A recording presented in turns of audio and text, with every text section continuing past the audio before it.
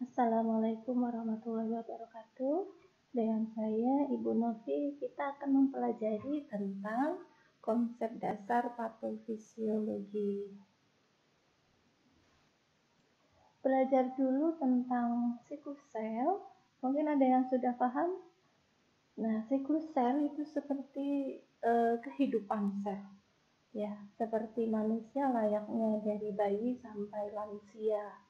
Ya, nah, sel bisa membentuk siklus kehidupan karena sel tersebut akan membelah, kemudian terlahir sel yang baru. Berbeda dengan kehidupan manusia, bayi, lansia, meninggal, dia tidak akan reinkarnasi gitu ya. Nah, apa yang dimaksud dengan siklus sel? Fase-fasenya adalah ada fase G0, kemudian itu adalah sebentar saja fase ini terjadi, kemudian lanjut fase G1, fase S yang ungu, fase S, kemudian ada fase G2 serta fase M. Ya, nanti kita pelajari apa saja. Cirinya fase G adalah setelah terjadi pembelahan sel, sel akan beristirahat sebentar. Kemudian masuk ke fase G1. Yang terjadi di fase G1 adalah pertumbuhan diferensiasi sel. Paling terjadi hanya 1-2 jam. Ya, ada pertumbuhan organelanya, apa saja, mitokondrianya bisa, lisosomnya bisa, peroksisomnya dan sebagainya, tergantung fungsi dasar sel tersebut apa. Selanjutnya dari fase G1 masuk fase S. Di sini ada fase replikasi DNA. Jadi kalau tadi replikasinya adalah dari organelanya, di fase G1, nah di fase S ini yang melakukan replikasi adalah DNA-nya. Berlangsung sekitar 8 jam. Setelah fase S kita masuk fase G2. Fase G2 ada persiapan pembelahan. Ada double check, ada cek-cek terakhir apakah bahan-bahan yang sudah dipersiapkan untuk membelah diri, yaitu organelar yang baru, kemudian DNA yang baru, itu ada kerusakan atau tidak. Kalau ada kerusakan, maka stop, kamu harus repair dulu. Ada repair sel, kalau tidak bisa di repair, maka akan diapoptosis, dibunuh mati supaya tidak berkembang menjadi sel yang abnormal. Nah, di fase G2 ini ada pembagian sentriol. Sentriol itu nanti yang digunakan untuk pembelahan. Setelah G2 masuk fase M. Jadi yang masuk fase M kalau dia lolos dari double check yang dilakukan pada fase G2. Apa saja mitosis ini? Fase M itu mitosis. Pertama dia pembelahan inti, baru setelahnya pembelahan sitoplasma. Kariogenesis atau pembelahan inti, berikutnya diikuti pembelahan sitoplasma atau sitogenesis. Ada rumusnya, pembelahan inti terbagi lagi menjadi profase, metafase, anafase, dan telofase. Ya, setelahnya pembelahan sitoplasma, jadilah 2 sel yang sama.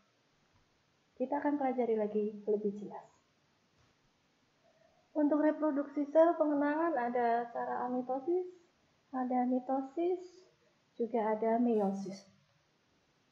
Amitosis itu membelah diri langsung, tanpa tahapan. Ya, contohnya adalah bakteri, itu langsung membelah, karena mereka adalah organisme prokariotik yang tidak mempunyai selubung inti. Nah, kita termasuk yang makhluk eukariotik.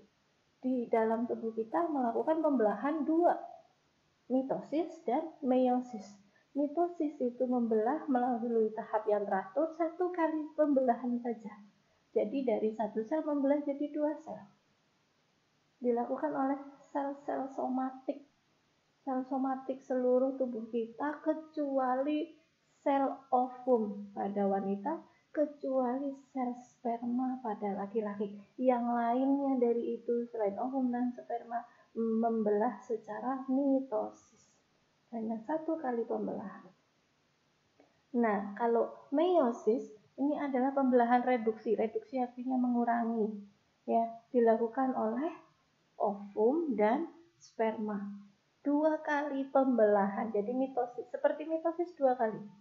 Prosesnya pengurangan reduksi jumlah kromosom. Manusia mempunyai per kromosom itu 23 ya. Totalnya 46 kita punya.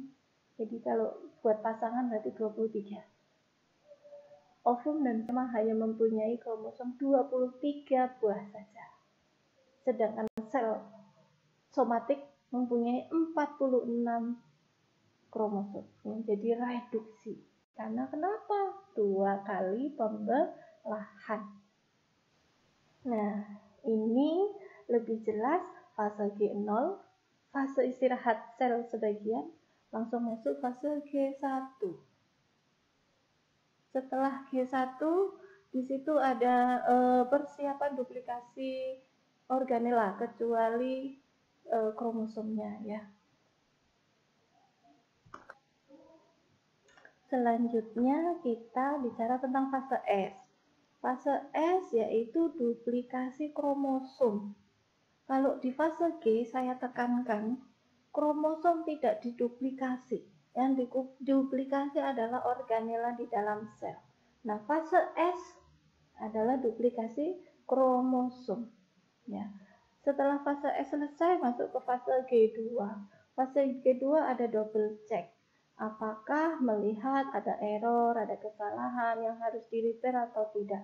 Kalau masih bisa di-repair, diperbaiki. Kalau kesalahan kromosomnya terlalu besar, yang terlalu banyak delesi, misal delesi 1 blok, maka akan susah di repair. Sel tersebut tidak akan jadi membelah diri. Dia akan melakukan apoptosis. Setelah lulus dari double check fase G2, maka masuk ke fase M, yaitu fase pembelahan, fase mitosis. Pertama fase karyogenesis, berikutnya fase sitogenesis. Nah, berikutnya masuk fase G0, istirahat sebentar dan melakukan siklusnya kembali. Ini namanya siklus hidup sel.